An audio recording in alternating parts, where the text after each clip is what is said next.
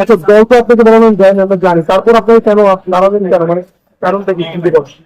আমি এই মাটির সন্তান, এই মাটিতে আমি বড় হয়েছি, এই মাটিতে আমার শৈশব জীবন কাটিয়েছে, এই মাটি আমি রাজনীতি শুরু করেছি, এই মাটিতে আমার রাজনীতির বয়স ৪৫ বছর চলছে। আমি এই মাটির সন্তান হিসেবে এই এলাকার জনগণের অন্যকে আমি নিবেদন করছি।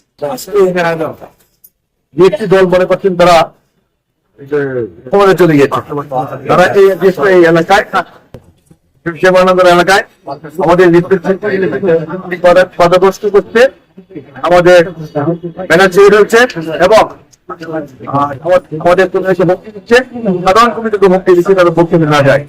আমি প্রশাসনের কাছে আহ্বান থাকবে, নির্বাচনের কাছে আহ্বান থাকবে, বিশেষ করে এই সেবানগর রাজাগঞ্জ এলাকায় সন্ত্রাসী অবিলম্বে গ্রেপ্তার করতে হবে।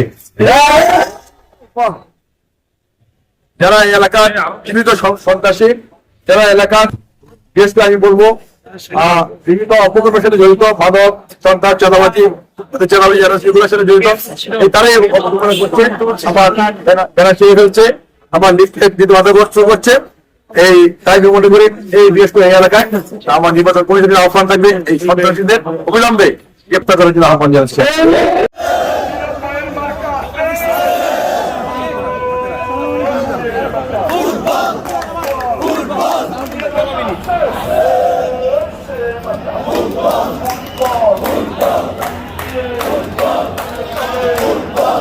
Let's go.